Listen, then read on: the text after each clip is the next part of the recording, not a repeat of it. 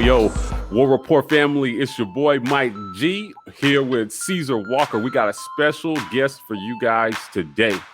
Auburn defensive tackle from 2000 to 2003, 9-year NFL veteran Spencer Johnson. Spencer, thanks for joining us today, man. Thanks for having me, man. Glad to be here. So, Spencer, it's great to have you on the show today. You played during a time at Auburn where we definitely had a different kind of mentality on the plains, right? Who was your D-line coach? Was it Dunn? Dunn was your D-line coach? Yeah, it was Don Dunn and Terry Price. They shared the responsibility. So, but Coach Dunn was my primary coach. Well, big news out of the plains is that we have some new coaches. Right. And these guys are going to be playing in a different system than they've been accustomed to.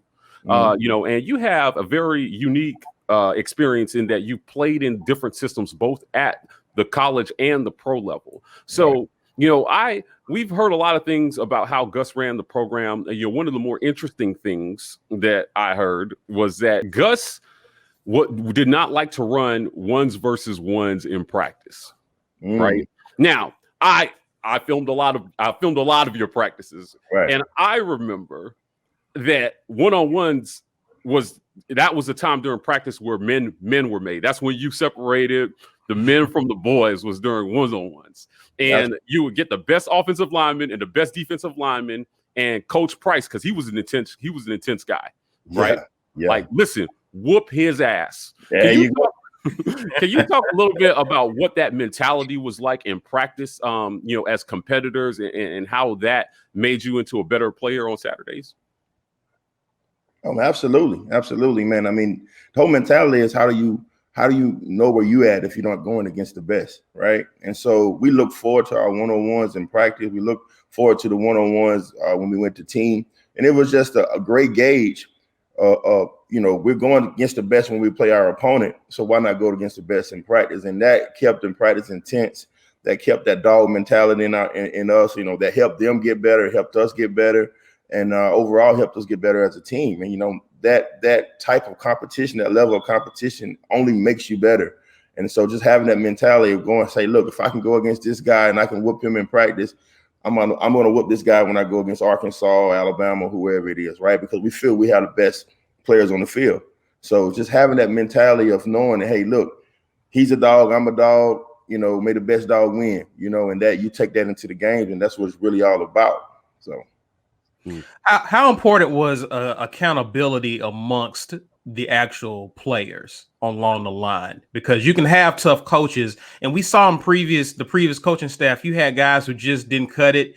They didn't take kindly to that type of coaching. But we talked to a few guys on the offensive side, and it's an interesting story about Ben Grubbs beating up King because he wasn't carrying his own weight one day in practice. Right. I'm pretty sure you guys were much of the same on the defensive side of the ball. Talk about the leadership along the D line and how you had guys holding each other accountable for pulling their own weight.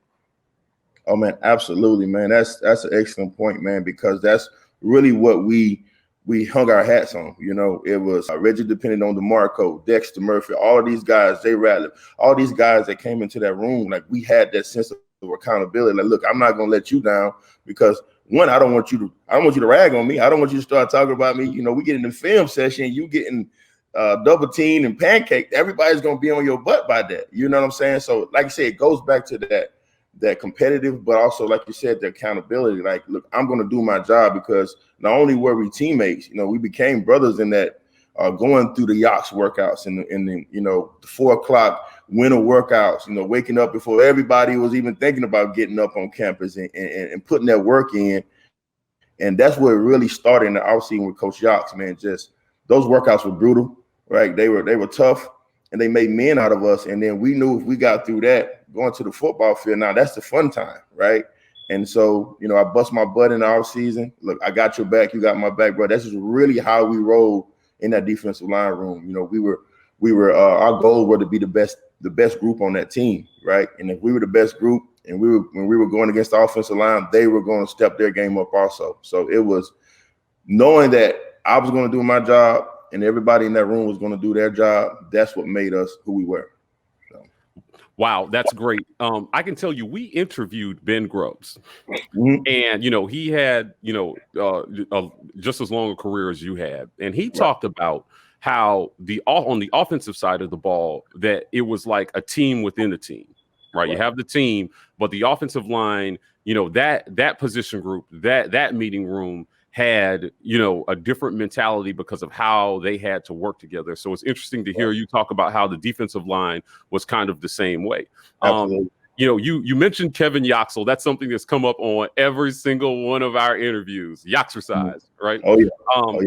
I think one of the more notable changes about the program is that we are bringing in a new strength and conditioning guy, right? And the average fan does not understand how important that is. But every single player we've interviewed has mentioned the strength and conditioning coach. Can you talk a little bit about how important the strength and conditioning is to, how you were able to develop as a player? Oh yeah, absolutely, man. I mean, with me coming in, I came into Auburn as a linebacker, right? I was a linebacker coming out of college. I was around 235, 240. Although Don Terriers would argue with that fact, but I was around 230, 240. But and how they develop us through that strength program. Coach Jotz look at your body frame. He looks at your potential to gain weight, to gain muscle, and of course I came in as a linebacker but ended up as a defensive tackle. So just having a good strength coach that can see, hey, look, this guy is able to do this, playing linebacker and having athleticism and speed and all, and then putting the weight on, then going down to a defensive lineman, that is an advantage for me, and just having that eye, and then also just the work that we put in, right? We put in real live work. Like when I look back at it now, being 39 years old, and I'm like, man, what the hell was wrong with me? Like, how did I do that? You know what I'm saying? Like, how did we do that? But again, it goes back to the accountability and just being around other dogs. And, with Coach Yox, he was a dog. He is a dog, right? He put that in us. Like, we're going to get bigger. We're going to get faster. We're going to get stronger. And all of that's going to correlate and go to the field. And it did, and like I said, I'm a perfect example of that. Just being a 235-pound linebacker and leaving as a 290-pound defensive lineman, keeping the same athleticism, keeping the same speed, and getting stronger in the process. So having that guy that can look at a player, can embody what getting better is, and Coach Yox was that guy. And and you mentioned Ben Grubbs. Ben Grubbs was the same way. Ben Grubbs was a defensive lineman when he came in. They made that switch for him, and he became a first-round offensive lineman. So it's important to have somebody on campus and in your program that know how to develop players and know where to put those guys at. And so, Coach Yox was probably the worst enemy and the best friend that we all had on that team. So. Listen, we're going to have some new guys along the defensive front. It was announced a few days ago, some guys who were starters and regulars just opted not to come back to the team. So we're going to have some new faces along the defensive line. And so you're no stranger to that, even in your professional career. You went to Minnesota. You signed a deal with them. You was undrafted, but you ended up starting halfway through the season, if I'm not mistaken, right? Yeah. So talk about that experience and what it's going to be like for some of these new to put themselves to a whole new coaching staff, to be that guy along the defensive line and be someone that they can depend on to produce. Right. And you mentioned it right, but I did go through a lot of that. I've seen that on every level of the game, especially in college and that. But it's not always a bad thing, because a fresh start is sometimes the best thing that you need, right? You need a different mentality. We talked about mentality. Every question that we talked about mentality. Maybe the new guy's going to bring in a new mentality. These guys are learning from the ground up. They're adding on to what they already had and learning from the ground up. So it's really on them, right? Because the coach is the coach, right? His philosophy is his philosophy. It's on the players to go in, put the work in, put the time in, looking at film, talking to the coach. Hey, coach, am I doing it right? It's really on them to go out and perform and do what they're supposed to do. and follow his philosophy and do what it is and make plays. And at the end of the day, you know, we can talk about, hey, look, you got this gap, do this, do this. When you're out there and the fire's hot and the bullets is flying, you know, a lot of time it's about survival. You know, you got the basics of technique and everything, but your athleticism, your strength, and the work you put in the off season comes into play.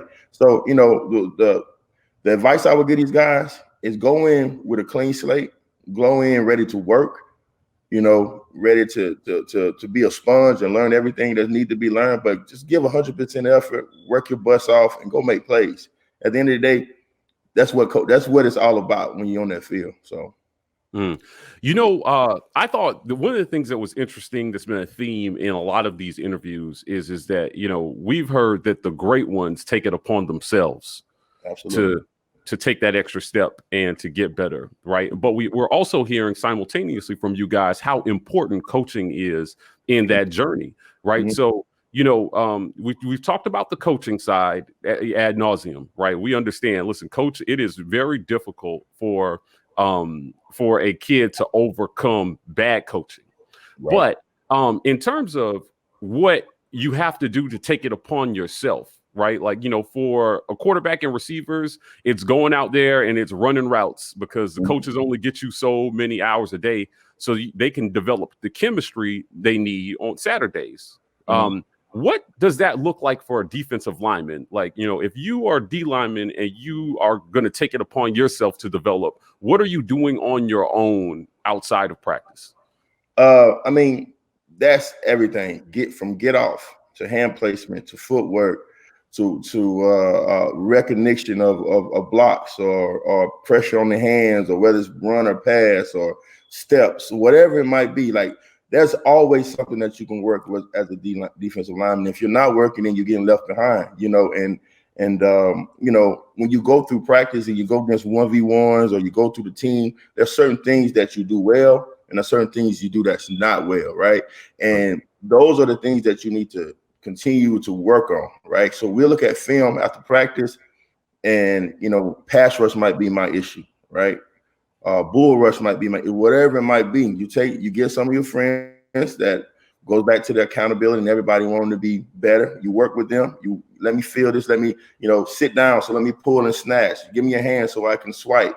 So there's every aspect of the game that you can really work on as a defensive lineman. Now it's more mental, it's more recognition. It's not as physical as it is when you're doing things on the outside of being into team and stuff, but there's always some type of something you can get better at, you know, and if you're not doing that, then you're getting left behind. So, you know, like I said, I just having a good room, having a good defensive line room and people that want to get better with you helps out a lot. So just you know, and we used to do a lot of stuff after practice, and Coach Dunn, nobody works harder than the D line. So he had us doing a lot of sprints, a lot of, you know, push-ups and just stuff like that. And that was more for the mentality, because we all can do push-ups and sit-ups, but it was just a mentality thing. It was a family thing. Hey, we're gonna do this together. We're gonna hurt together. We're gonna do all of this. So everything, when it comes to a defensive lineman, I'm pretty sure every other position, everything matters, right? And so that's pretty much it.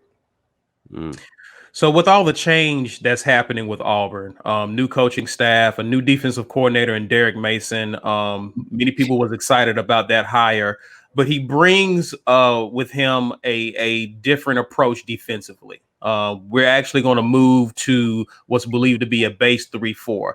Over the course of your playing career, you've played in different systems. You played in a 4-3, you played in a 3, you've done it all. Right.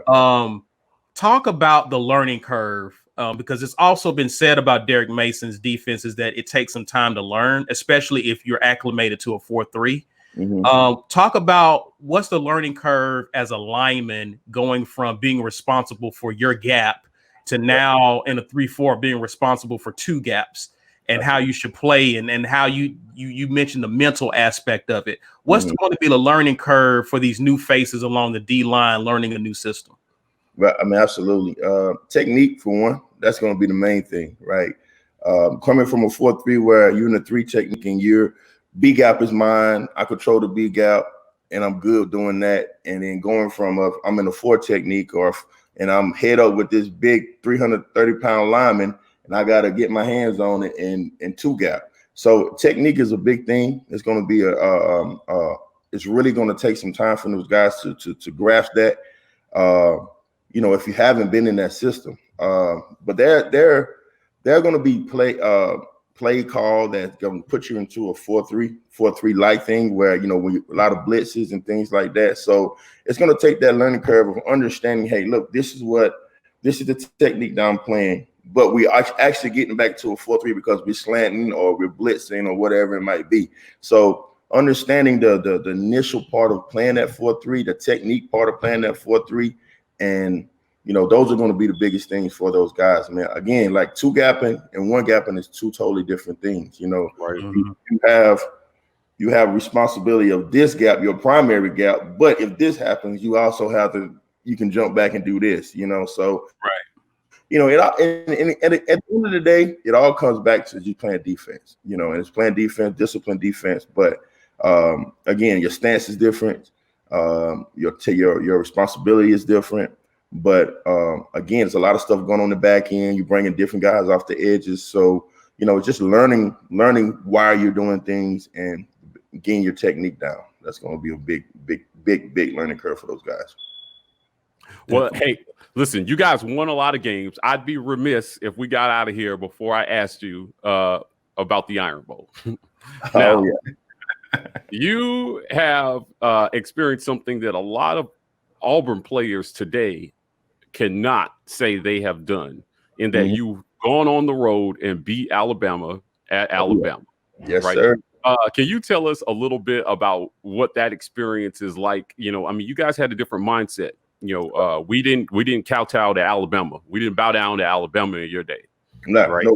No. You guys went in and you whooped them. Jarris came on and he said, "Listen, they came to us. We beat them up. We went to them. We beat them up. So wherever we were playing, we beat them up. Right? Can you talk about the Iron Bowl, what it meant to you, and then what your most memorable Auburn memory is?"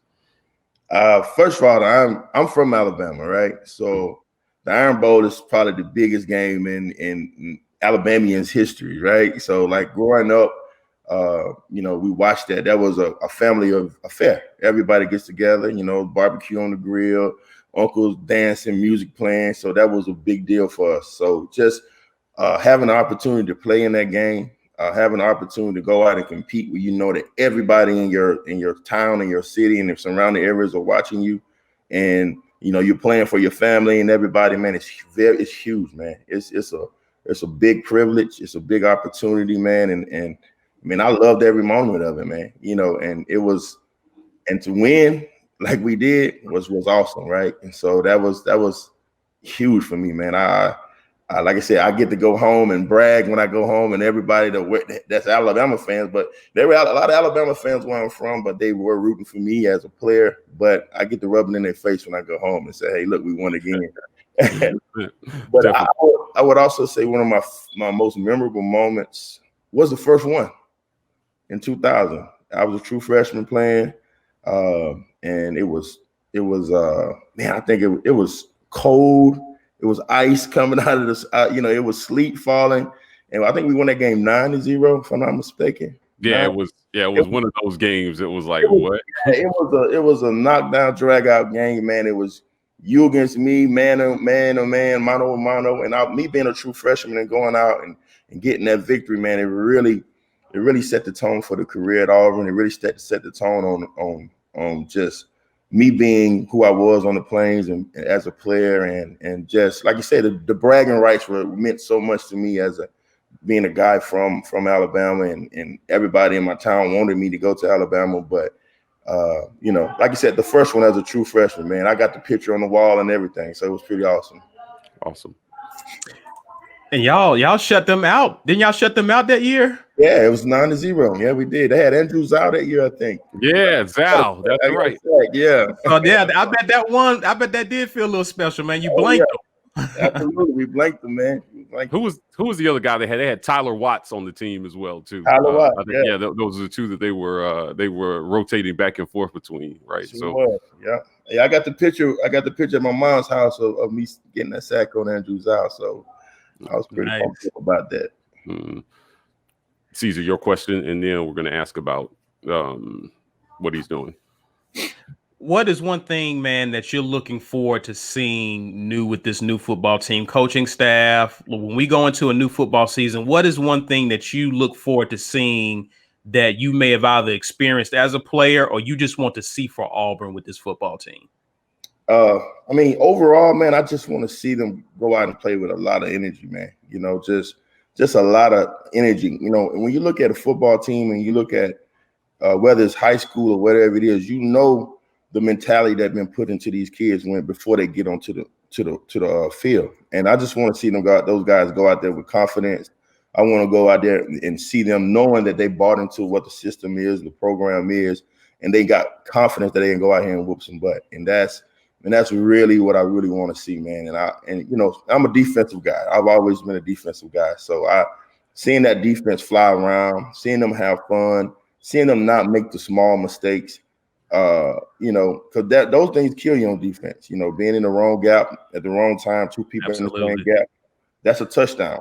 Whereas offense, you drop a pass, you got third down to make it up. Right. So it's, you know, just not making those mental mistakes, buying into the program, going out, flying around, and having an excellent time. And again, it goes back to what you guys said, just seeing the progression of those young men go from, okay, he wasn't this last year to just going out and making the plays that you're supposed to make.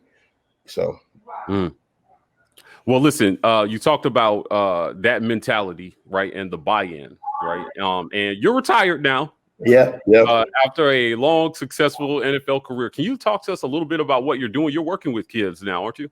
Oh, absolutely, man. That's kids been a passion of mine since I was in Auburn. Matter of fact, when I was there, I was part of the Big Brother program, and actually Coach Dunn and a lot of guys helped me out with those kids in the community. And I continued that as I went to Minnesota with some of my initiatives there. In Buffalo, I did the same thing. But right now, out here in Houston, I have a youth football team, Fort Bend Seahawks, out here in the area that I stay. We service kids from 5 years old all the way up to 12. We have workout programs for them. One of my friends owns a gym, so the kids have access to the gym. We work on college tours with the kids. You know, just giving them opportunities to see things that, you know, because that's a lot of the kids, you ask everybody what they want to do when they're done. Oh, I want to go to the NFL. But hey, look, guys, we got to go to college. So getting them on campus and giving them experience. I actually took a group of kids to Auburn just to let them see the feel of it. Let them see, hey, this is how it is when you go to college. You know, we have mentoring programs. We have tutoring programs because education is important. You know, we have a youth program, but we do a lot more than a lot of guys do, because for me, this is a passion of mine. And, you know, having kids have opportunities that they may not have had if we weren't in their lives is important to me. So, you know, that's one of the big things that I'm doing. Of course, the football part, I love doing that. I love coaching. You know, I love doing that. Got a few high school kids that I work with also. So it's I haven't really got into the training aspect of it. I don't charge kids money for none of that. So it's all about the love of it. It's all about, you know, seeing our youth be better than we were. So. Listen, Spencer, thanks for joining us today. You know, it was really an honor to hear you talk about how you're giving back to your community in your post-playing career. You know, those are the things that we like to see. I think that really embodies a lot of the type of men Auburn, you know, produced, you know, when we were in school and when you were playing. So I really appreciate you being here and spending some time with us today to help educate our listeners on what it's like. So thank you so much. Thank you so much for having me, guys. I enjoyed it, man. Thank you, guys. As always, we are the War Rapport. Please click like and subscribe on YouTube so you can get notified when we are bringing more interviews like this for you. We are the War Rapport on Twitter and Instagram, TW Rapport on TikTok. Gentlemen, we're signing off. And as always, War Eagle. War Eagle.